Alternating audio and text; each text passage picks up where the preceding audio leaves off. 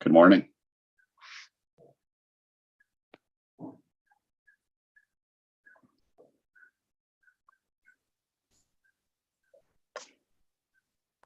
Morning.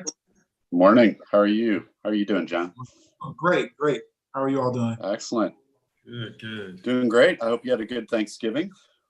Ate way too much, but other than that, it was good. Excellent. Yep, I'm still doing the same thing. I'm still eating too much. Thanksgiving didn't stop me. Hey, Chris. Hey, Andrew.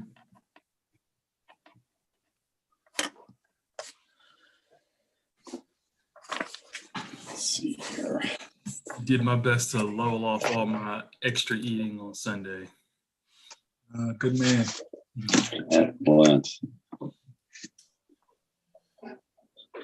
Just in time for Christmas, right? Exactly. It means I have to go really hard for 3 weeks. Yeah.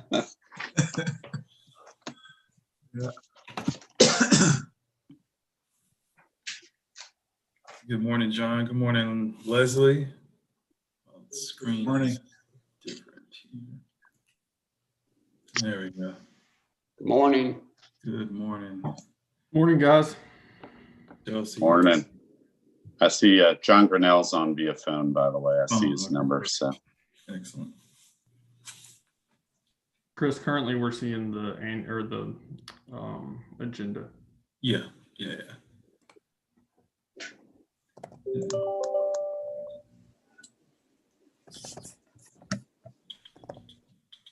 Chris, are you doing the meeting or is Chelsea? Chelsea, she's on. Hey, John Grinnell. Hey, John. Morning, John. Hey, morning. morning. Councilman Estes.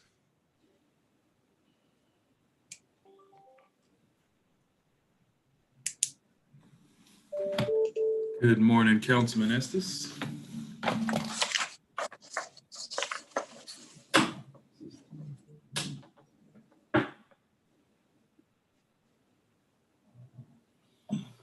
I think we need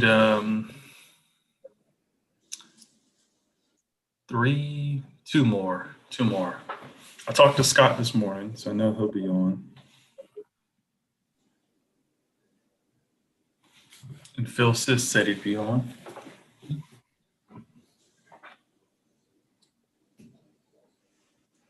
That's what I'm missing.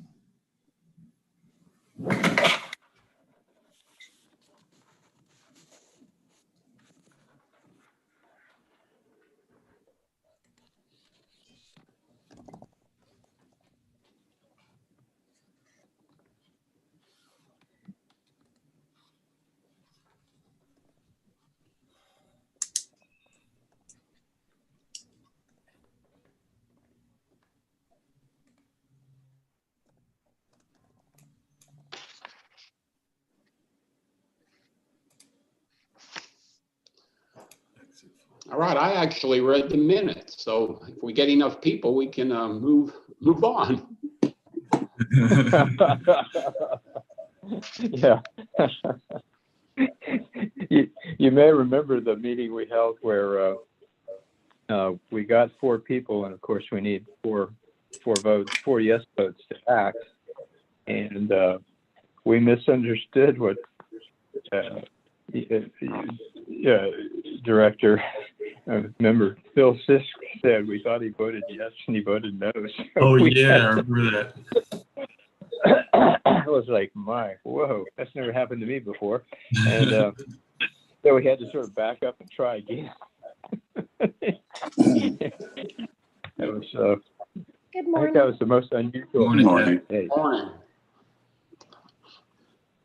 Well, John, you may remember this. No one currently on the board, and Chris wasn't around, but about 6 or 7 years ago, we had a couple of authority members get sick, and we had a hard time getting a quorum. I think it took us three called meetings to get a quorum.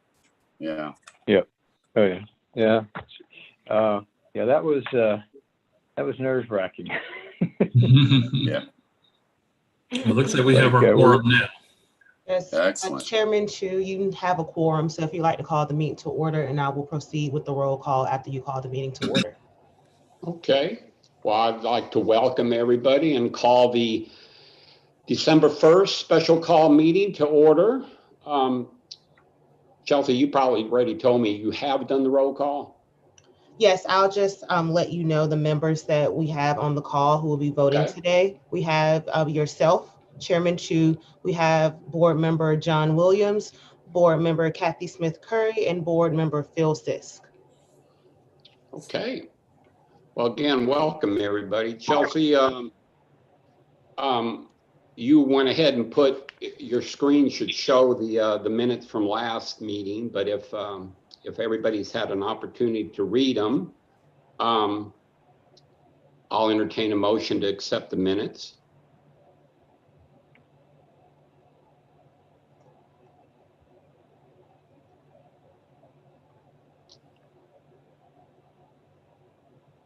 Mr. Chairman, I move that we accept the meeting minutes from last month's meeting. Okay, we have a motion from Ms. Curry. Do we have a second? Second. A second. Thank you. Any further discussion? All those in favor signify by saying aye. Aye. Aye. All opposed, like sign. Chelsea, do we have a budget report? No, sir, today we don't. Usually for special call meetings, I do not have a budget report. I did review the budget prior to the meeting, and we are well within our budget as relates to any type of training budget we have, legal budget, as well as other professional services. We are within budget. Okay, thank you. All right, so the reason we're here, new business. John, Andrew, who's taking this? I'll start it off. Chris, okay. Yes, sir. And Scott sent me a text that he'd be about 5 minutes late, so he may be popping in a second now. Okay.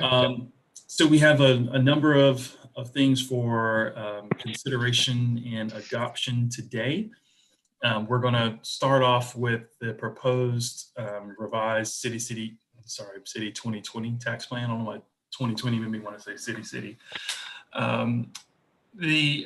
We've had pretty significant negotiations with Project Douglas, and that's probably an understatement. There have been a number of requests that have been made over the last several weeks, and we've really kind of gone back and forth.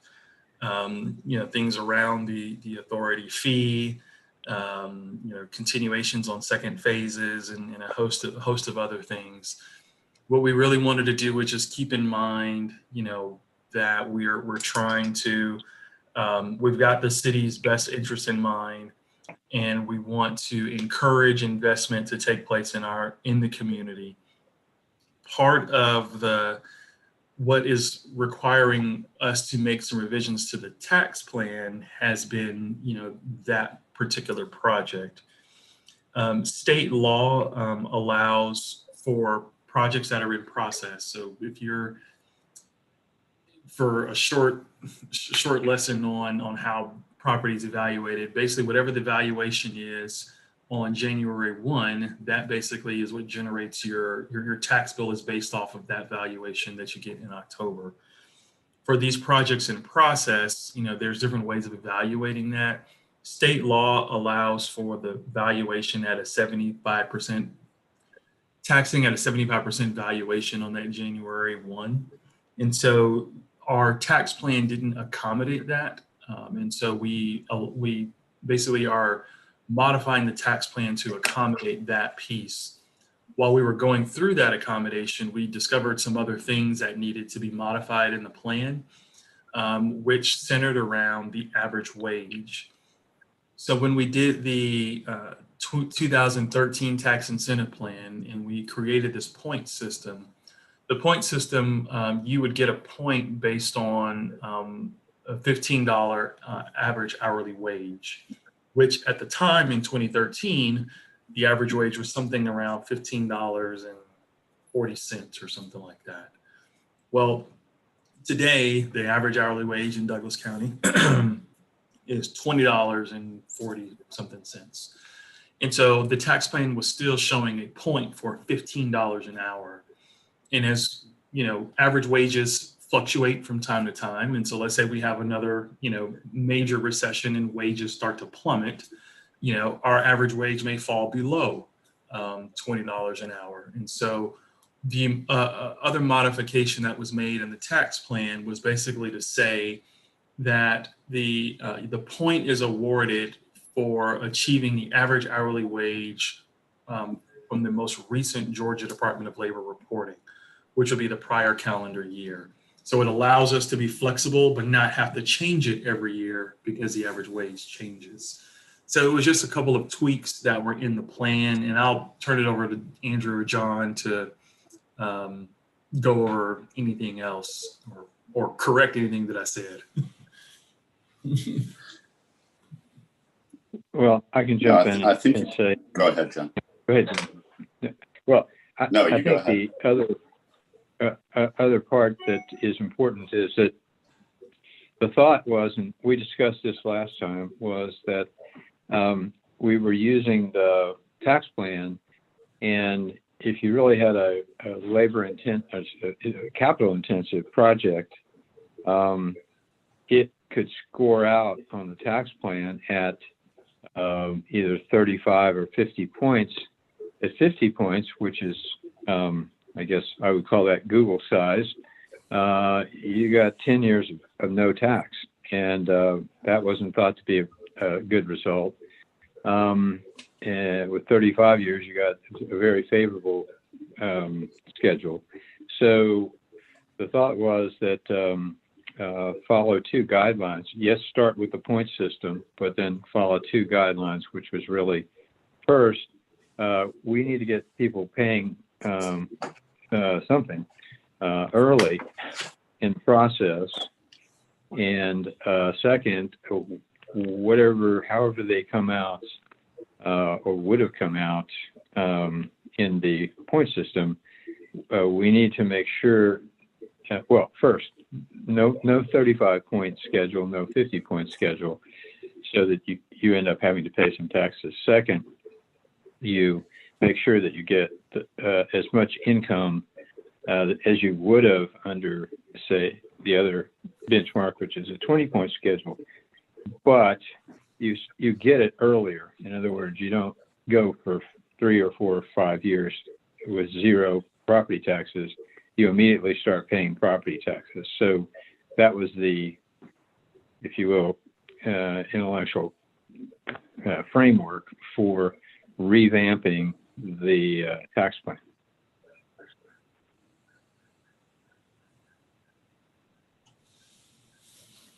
Yes, and just so for those who aren't familiar with the point system, as John was stating, there is a set schedule for the different levels of points, and the 35-point and the 50-point schedule were the final two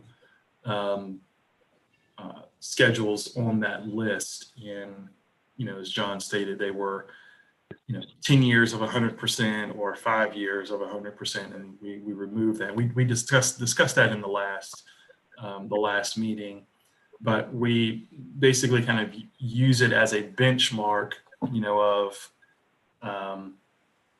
we use it as a benchmark to say, this is kind of where we're going away from, and in how we've defined those as kind of the transformative tiers, in which then kind of put it into as a tier 3 project. So we won't be presenting those schedules anymore. Okay. I do have one question. Am I on? Yeah, go ahead, Phil. Okay. How does the 2020 tax plan encourage different types of businesses like warehouses? I mean, is there an incentive because of the changing tax plan that encourages warehouses or discourages warehouses? Yeah, so what the changes in the 2020 tax plan have done is giving us categories, industry categories, to define for property tax incentives. And so those different categories do not include warehouse and distribution. However, there are what we call tier 1 incentives, which aren't tax incentive related, that are more service related, service oriented, workforce, development, related services that we could provide. Working with the permits, the development services departments, and kind of getting through the permit process for things, but they don't include property tax breaks for those projects. And that's what the new incentive policy has basically set us up for. Are there any other questions? Chris, as a general rule of thumb, I guess, do we generate more tax revenue, or I guess the better way to put it, are businesses better for our local tax structure that are more to the manufacturing side, like a Bang Energy, or more to the data center side, like some of the projects we're talking about today? I wouldn't necessarily say it's more or less for either of those. What it does, though, is the plan is more responsive to those different sectors. So, Okay. for example, a data center, its job creation from a quantity standpoint is going to be much different than a manufacturer. A prime example is Bang Energy and Project Douglas. Two very impactful types of projects, but you can't necessarily hold them to the same types of standards. For Bang, you're expecting more jobs that come along with that. You're expecting fewer jobs on the data center side. And so the tax plan basically allows for the differentiation to say, all right, it's almost like grading on a curve. So, you get graded as a data center, for the tax incentive plan differently than you get graded as a manufacturer for the tax incentive plan.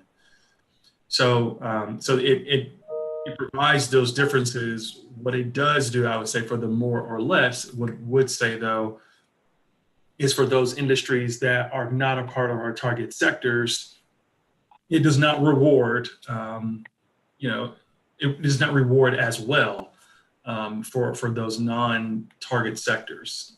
Prime example is the warehouse and distribution.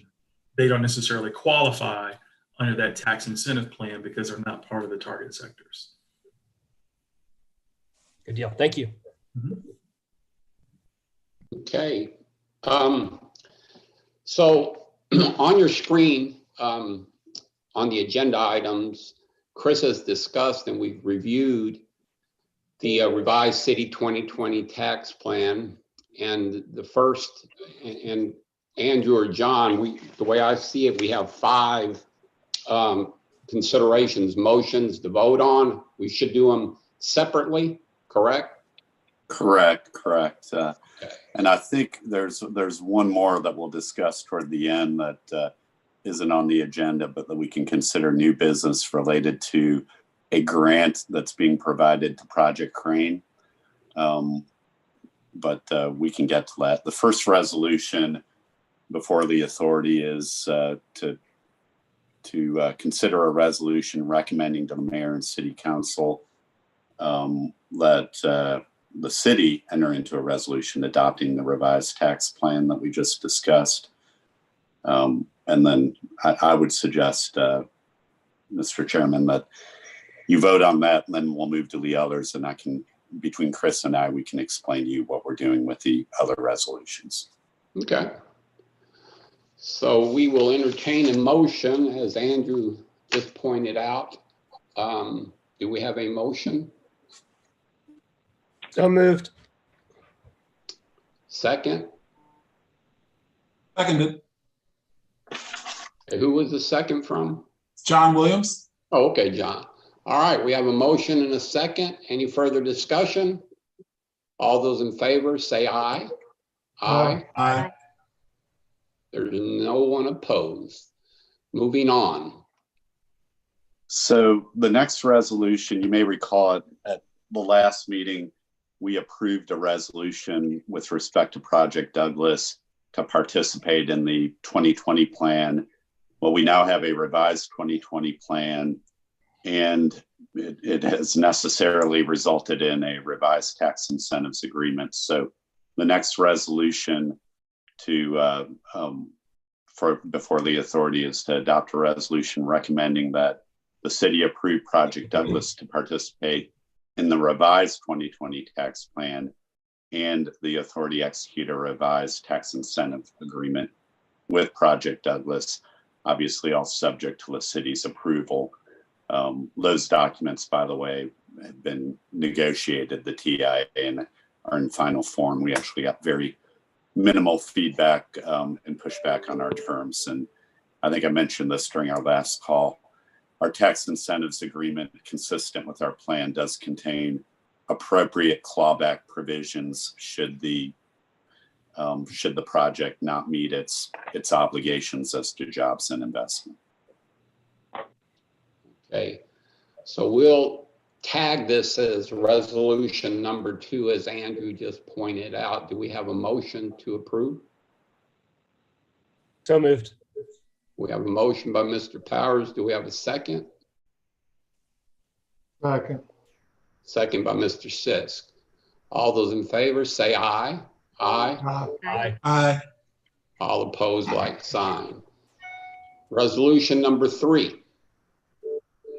Okay, resolution number 3 relates to Project Crane, and similar here, the authority actually had not previously approved Project Crane for participation in the tax plan. So this is the first time we're doing this. So the resolution before you is to approve Project Crane's entities' participation in the revised 2020 tax plan, and that the authority execute a revised tax incentives agreement, or a tax incentives agreement, that is, with JHO, of course, like Project Douglas, subject to the city's approval at its meeting in a week. Okay. Chris, could you fill us in on this one? Give us a little history. Yeah, so we approved we approved this project at our last meeting. I forget how many. We've had a lot of meetings. Which one? Yeah, we may have, Chris. I'm losing track as well. Yeah. But this is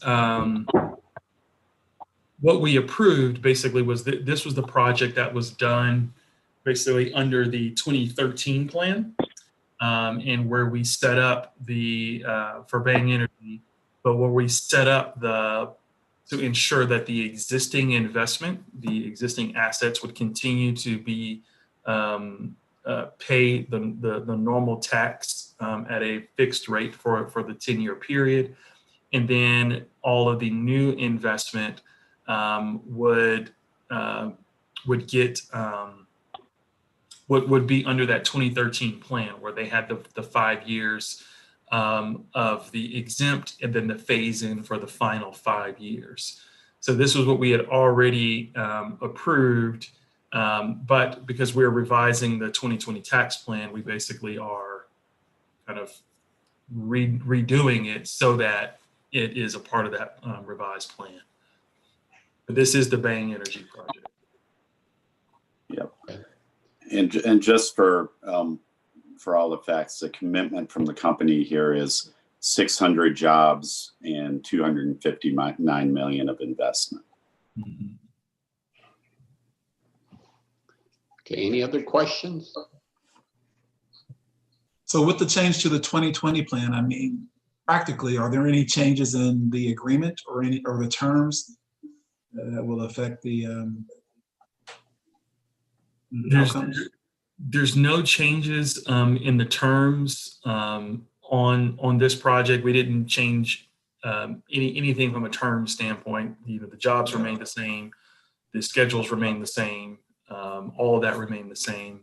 Okay, we're just rolling it under the 2020 plan. Exactly.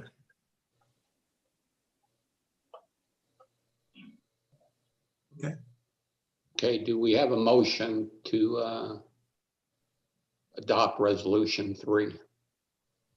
So And I moved. think- Go ahead. Okay, we have a motion. Did you catch who made that, Chelsea? Was that Mr. Williams? Yes, I'm sorry. Yes, it was me. Okay. And we have a second? Second. Second. Okay. Any further discussion? All those in favor signify by saying aye. Aye. Aye. None opposed. Resolution number 4. So the next resolution, as I think everyone on the call and in the meeting knows, to facilitate tax abatement in Georgia, we have to go through a bond for title transaction. And we have been, over the past couple weeks, working with respective bonding company counsel and Chris and Chelsea, who, by the way, have both done an excellent job in preparing and negotiating both bond resolution and bond documents. So the first resolution is for the bond resolution and bond documents for the $400 million bond transaction with Project Douglas. And as a reminder, the $400 million is maximum amount of property that Microsoft or Project Douglas can get property tax abatement for. As part of this transaction, the tax incentives agreement with the various clawback provisions that I mentioned will be approved, validated, and ultimately signed. Any questions for Andrew? Do we have a motion to accept? I'll make the motion. accept. Sounds like we have a motion and a second. In a second. One quick question, actually, What question? for Chris. So just for the naysayers in the community who sometimes don't understand the value and the benefits of these tax incentive agreements to lure companies like Project Douglas to Douglas County, do you have a feel for what the current tax revenue on that property is as a pad site versus what the tax revenue will be initially under this kind of transaction? Yeah. So great question. We always strive to ensure that the companies are, paying, and as John mentioned earlier, that they are, contributing to the tax digest. And so this particular project is purchasing land from a private developer, which is roughly paying about $20,000 a year in property taxes on that site. And as what we have scheduled with this particular project is they will begin in year 1 making a payment in lieu of taxes of $500,000. So say that's a $480,000 increase in tax revenue kind of coming in starting in year 1. So they will be contributing to the tax digest, and will continue to pay that at a fixed amount, and then we'll then start accelerating that in year 6 at an annual clip of 15% increase a year for the following 10 years. Thank you, Chris. I think that's important for all of us to understand that as we have conversations in the community and we see folks who kind of denigrate the whole role of economic development in Douglas County, to be able to know and articulate, look, just as one example, we have this Project Douglas, and you are not correct that they're not having to pay taxes. They actually are, and it's a significant improvement over what they would have paid on just the raw site. So thank you. Good point. Thank you. All right. So Andrew, do you want to take the next resolution? Yeah, I just want to make sure, I think we had a motion and a second. Did we vote on? We didn't vote on it. No, Yeah, it so- could be a vote. Okay. So I don't think there's any other discussion. All those in favor signify by saying aye. Aye. Aye. Aye. All opposed, like sign. All right. So Andrew, the next resolution. Yes, the next resolution is for Project Crane. 255 million bond transaction follows the same format that we just discussed for Douglas. It's the bond resolution and bond transaction to facilitate tax abatement that is necessitated by Georgia state law. And likewise, and as with respect to Project Douglas, and to confirm and repeat, there will be the tax incentives agreement, which includes appropriate clawbacks related to the investment and jobs commitment that JHO Project Crane is making. All right, any questions? Do we have a motion? So moved. We have a motion by Mr. Second. Williams. Do we have a second? Second. Second by Ms. Curry. Any further discussion? All those in favor say aye. Aye. All opposed, like sign. So I think we have another resolution. We do. This one will require a little explanation, and Chris, please jump in if you have anything to add. So also related to Project Douglas, Chris alluded at the beginning of the call that we had some pretty extensive negotiations. Part of it was around authority fee, which Chris did a very good job of standing firm. Part of it related to some of the various benefits that Project Douglas wanted, and we discussed earlier the frankly easy compromise we made on that. Another thing another item that we had extensive discussions with Project Douglas around was their potential / planned expansion in the city of Douglasville.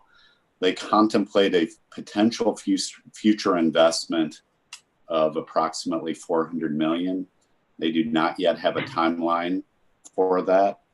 And what they had asked the authority to do was to provide a firm commitment. We obviously, you as an authority are limited in what you can commit to by way of a firm commitment. And where we ended up is proposing that you as a development authority adopt a short resolution that really is a good faith efforts to consider additional tax incentive, but not a commitment. You as an authority would work in good faith with the company. And now I'm reading from the resolution to obtain their requested schedule for additional project pilot payments, which is, the current schedule with an increase over the current project of 2%, not to exceed 17% annually, but all caveated by it's got to be consistent with the current practices of the authority, the city council, the mayor, and applicable law. So really, by adopting this resolution, all you are doing is agreeing to work in good faith as you would with any project to consider future abatement for what could be a significant project without a firm commitment to do so. Chris, did I capture that summary appropriately?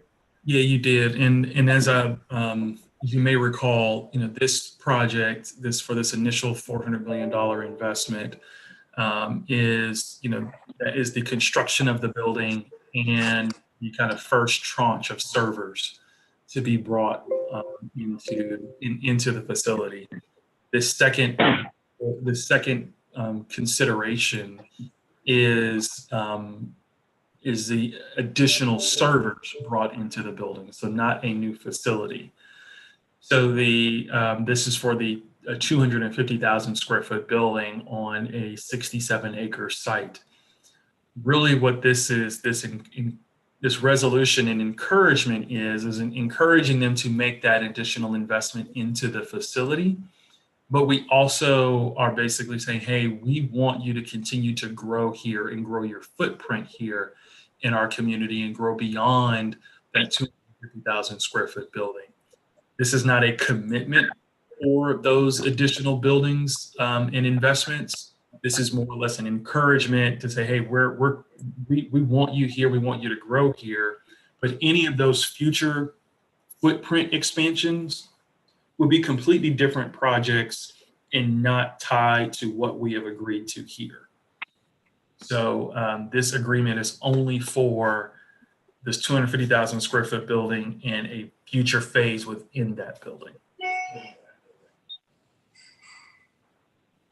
Now, the way the resolution is printed, it's saying, consider and adopt a resolution regarding the authority's support of a potential future expansion of Project Douglas. Can we amend that to state support potential future of any project that's within the wheelhouse, or should we leave that alone at this time? Are you meaning from the intent to not for it not to be considered for other buildings? Is that the intent of the? Well, no. If a couple other projects that we're currently working on we support potential future expansion of those projects too. Mm-hmm. I guess and I'm not trying to confuse the motion, but should we not only restrict it to future expansion by Project Douglas, but open that up, saying that we as an authority encourage potential future expansion of all current businesses within the wheelhouse that we're working on currently? If I can make actually, yeah, go ahead, Daniel. Go ahead. I was going to say, yeah, I think that's part of your stated goals anyways. John, I don't know your thoughts. I would be inclined, since we've only had one company actually request this, that we limit this resolution just to Project Douglas. Although considering such a resolution in other contexts might be. What do you think, John? Well, I think we've got the general statement about encouraging expansions in the tax plan itself. It explicitly talks about expansions and encouraging expansion. So, we in the tax plan, and that hopefully the city will adopt, that's already there. And so I know it's for those who haven't been drafting these documents, it's hard to keep track of what's where, but that's there. That support is expressed in the tax plan. Typically, the tax plan goes to people who've gotten serious about investing in Douglasville, so it's right there for them to read. I think this resolution we're talking about is more, I guess, what is sometimes referred to as a comfort resolution to an encouragement for a specific project. It says, okay, you're doing this project, you go out there and do, show us you can do it. Then we're receptive to doing something with you. We'll negotiate in good faith, but it's subject to approval of the city and the then current tax plan. So, it's a way of saying, yes, we'd like you to come. We can't commit to specific terms right now because the city may change its mind and to adopt a new tax plan, or we may have a change in policy between now and when they get going on the project. Okay. All right. So we will be making a motion and voting on support of a potential future expansion by Project Douglas and Project Douglas alone. Do we have a motion? Yeah, so moved. And a second? Second. Okay. All those in favor say aye. Aye. Aye. Any, did somebody have a question? Did I cut somebody off? No? Okay. And then we have one more. Yes. Yes, so Mr. Chair, you didn't call for anyone opposed. Anyone opposed? No one opposed.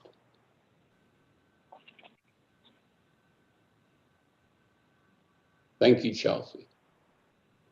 All right, so final resolution I promised today, at least for me, relates to Project Crane. Yesterday we received REBA grant documents related to a $2.5 million REBA grant to facilitate the acquisition of equipment and machinery for Project Crane's facility. As everyone knows, those grants are facilitated through the authority. We sign the grant documents and they consist of an MOU and then a performance and accountability agreement. And similar to our tax incentives agreement and our tax plan, there's a clawback that the state has in its documents that doesn't look very dissimilar from what we have in Douglasville. That is part of that agreement. So the final resolution is approving the documents that the authority will need to sign, subject, of course, to revisions that the chairman and secretary, minor changes the chairman or secretary would agree to. I think these documents are in substantially final form. It's for y'all. I know we haven't done too many grants and talked about them in the past, but I guess there's something is one, the state can't, under the state constitution, can't just hand a grant to a private company. The only way it can be done is passing it through the development authority.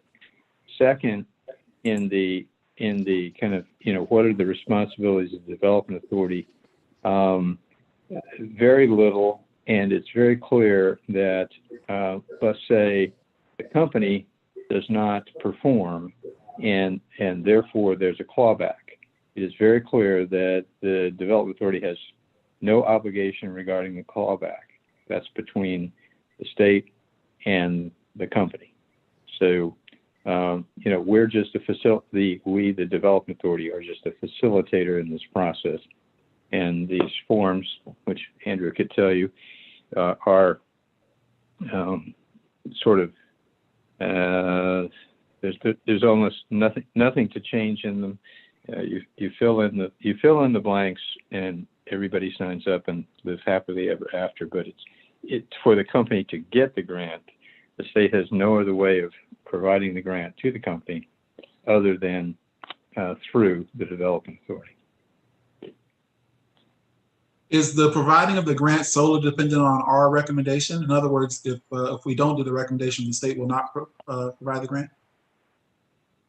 No, it's really the state has made the decision to provide the grant, and it's not contingent on us granting property tax abatement to the company either. It's I guess there's no numerical requirement, but indirectly there is a desire to see the local community, from the state's point of view, the local community have, quote, some skin in the game. So yeah, they don't often give a grant where a development authority is also not providing some tax abatement, but there doesn't seem to be any numerical standard or anything like that. It's just, okay, if the community thinks enough of the company to set up a bond for title transaction, no matter what its terms, then fine, the state will make grant. They have their own formula for determining how much the grant will be. And of course that varies up and down as our state budget moves up and down. Sometimes we can be pretty generous with, and grants are driven off jobs. Okay. Any other questions? So do we have a motion to approve the agreement for Project Crane? So moved. We have a motion by Mr. Powers. Do we have a second? Second. Second. All those in favor say aye. Aye. Aye. All opposed, like sign. Okay, moving on to other business. Do we have any other business? No, sir. Okay. Project updates.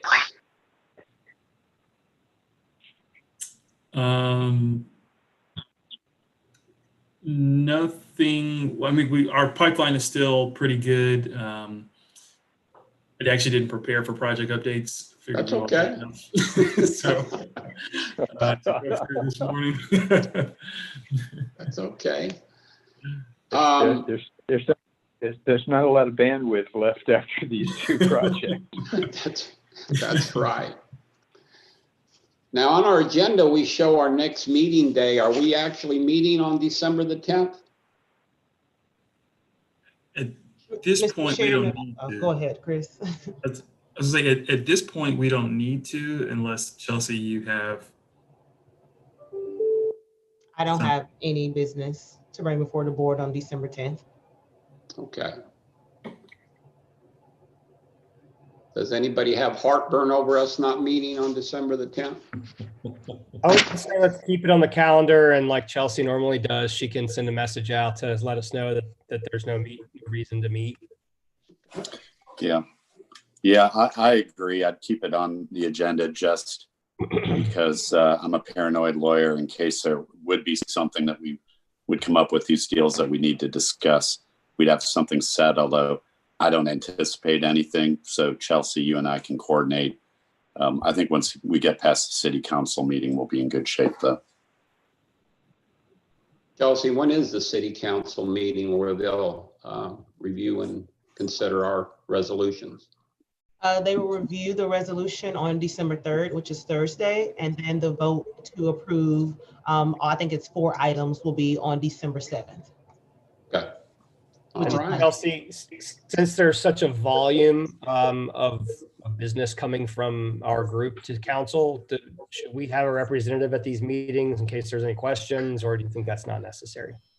Usually, well, myself, I'm usually there, as well as Mr. Pumphrey. And then you also have a council member on the line as well, who's been privy to the information beforehand as well as today. So the council members usually serve as a great mouthpiece as well. Perfect, thank you. Okay. So any other business? This is not business. I just would ask Chris if he could explain the get together. I believe it's on the 18th at Foxhall. Is that going to be a drop-in, drop-out, or? Yes, it's actually, I don't have all the details on that. I've kind of stepped out of that one. But it is on the 18th. You all should have received an invite. If you haven't received it, it came via Evite. But love to have you there. If you're not, comfortable with doing dinners, perfectly fine. Okay, it is a dinner then? Yeah.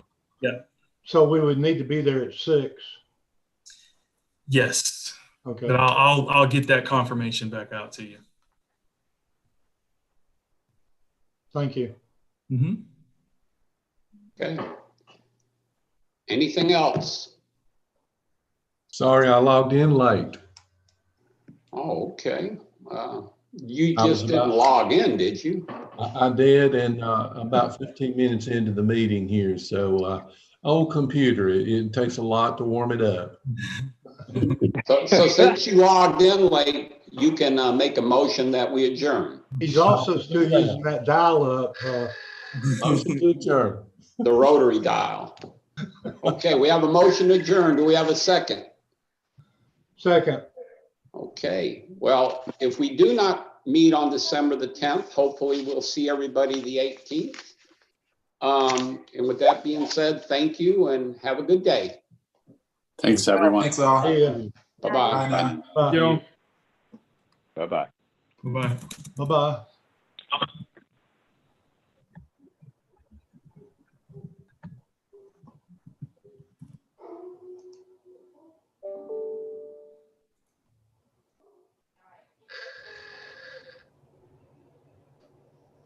Chris, did we want to stay on and talk with Andrew? I think he I'm logged off. setting up a Zoom right now. About to Okay. set- I said we could stay on this one if you wanted to, and I could just stop the recording from being live. Oh, I Get me think off there. they already dropped off, so I'll resend it. You can get me off. Good to see you, Phil. Hey, good to see you, Chris. Chelsea. Missed you last night, Chelsea, Where were you? at the Council meeting? meeting, the city Yes, council. I had another meeting. I was double booked, so I wasn't able to be there. Your social calendar is too full. It is very full, but yes, I'll be there on Thursday if you'll be there.